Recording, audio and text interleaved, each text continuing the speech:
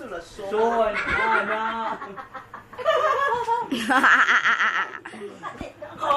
Mo dyan yung makasulti na ako mga bayot. Importante dyan ang utin sa amo mga bayot. Kung ako mapresidente, ang mga laki hindi mapatsyag.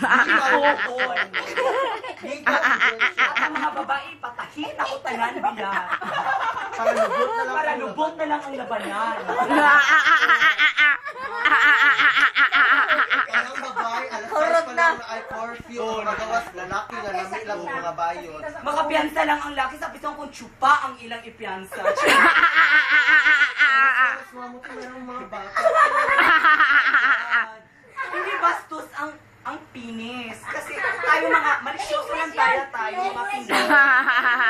Ang mura na ko na nakadungog ka sa eskwelahan, penis or not penis pa. Tsaka yung vagina, parang ka lang nag-wave ng goodbye. Vagina. Ganun. Hindi talaga bastos ang bilat, mabaho lang talaga siya.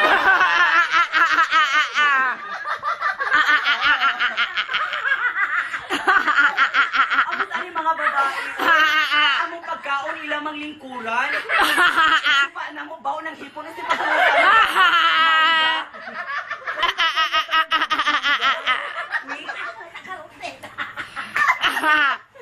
My God. Dili lang mangutan na mo nga nung managhan ni. Kada chupa na mo mapataka man migluwa mo tubo sila. Kami mga bakla, endangered species ni. Kaya nga mga babae karon mo chupa na sa. Kung mapatira mi sa mata, magpatira ka mo.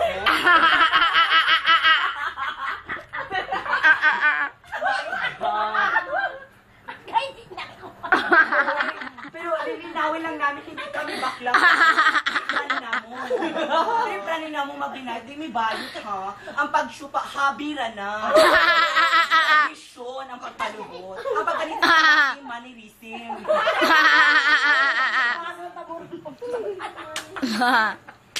Agay ka sakit ang ulo. Magbabalik po ang sis. Sakit ang ulo. Remember dyan na ako, uy, na ako itsupa ng utin. Pag-ana na ako, dahil nigawas ang tears of joy.